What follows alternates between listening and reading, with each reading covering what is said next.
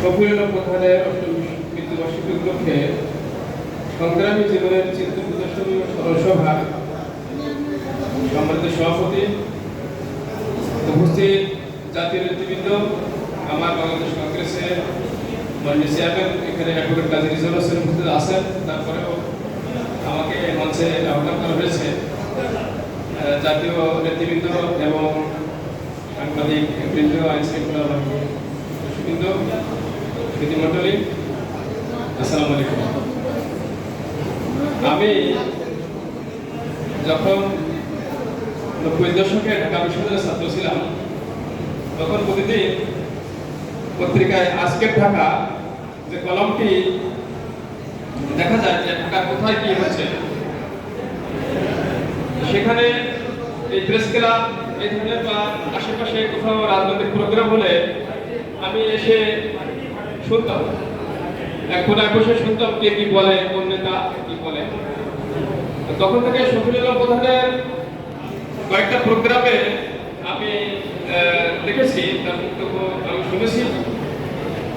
একটা অগ্নিঝরা বক্তব্য, যে আজকে অগ্নিপুরুষ এই শব্দটা, এটা আমি এখান থেকে জানবার এক প্রোগ্রামে প্রায় বছর পাঁচেক আগে ইঞ্জিনিয়ার্স ইনস্টিটিউটে একটা প্রোগ্রামে অগ্নিপুরুষ শব্দটা আমি ব্যবহার করেছিলাম তার সম্পর্কে বলার জন্য।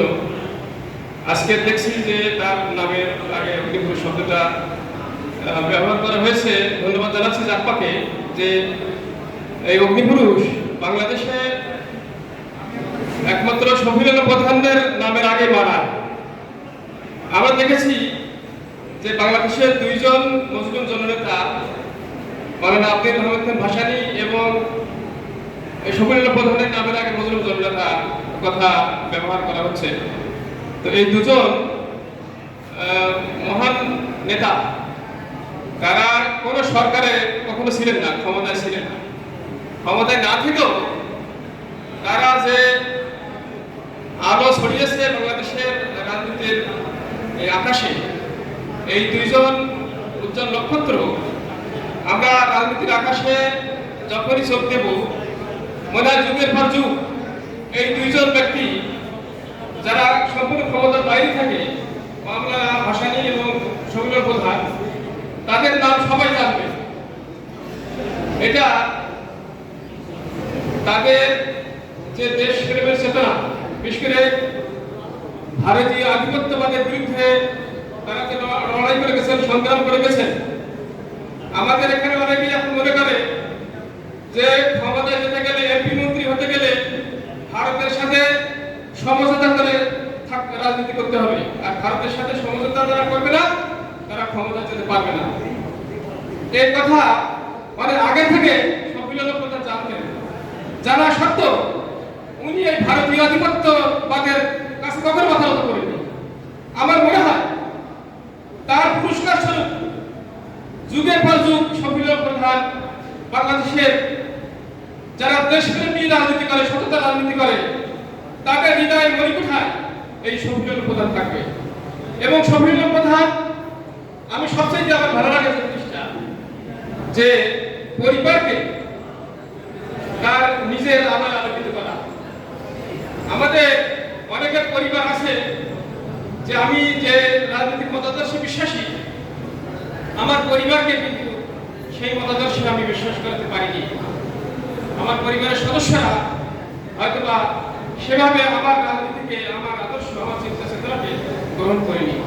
কিন্তু আমি দেখেছি শফিউল প্রধান রাজনীতির মাঠে গাই গরু, দুজন রক্ত উনি রেখে গেছেন। একজন শফিউল প্রধানের যে সন্তান রাশেদ প্রধান, আমার মনে হয় যে হুবহু ফটোকপি, তার চেহারা, তার বাসন ভঙ্গি, তার বক্তব্য, তার দেশপ্রেম, তার অ্যাটিটিউড একদম শফিউল প্রধানের মতোই মনে হয়। আর তার কন্যা, সুযোগ্য কন্যা, আমার সহকর্মী ব্যারিস্টার তাসমিয়া প্রধান, তাদের সভাপতি, ওনার সাথে আমার প্রতিদিন দেখা হয়, সবসময় সারাদিন প্রায় 4-5 বার দেখা হয়।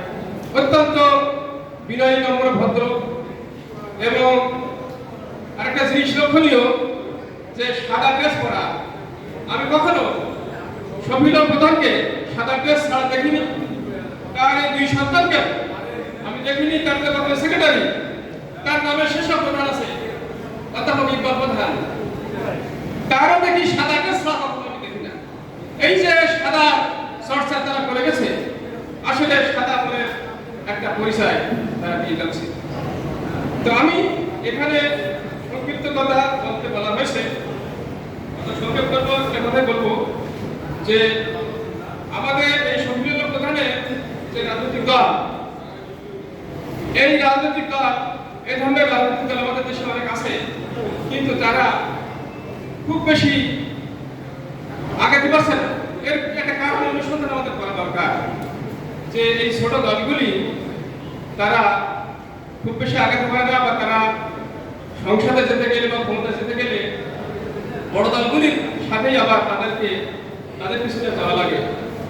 এখান থেকে বেরিয়ে আসা দরকার। আমাদের ছোট দলগুলির ভিতরে একটা উপস্থাপন করতে হবে যে বড় দলগুলি যারা স্বৈরাচার ফ্যাসিস্ট যারা তৈরি করে, তাদের পিছনে যদি আমরা যাই, তাহলে আমরা সেই স্বৈরাচার বা ফ্যাসিস্টের সহযোগী হয়ে গেলাম।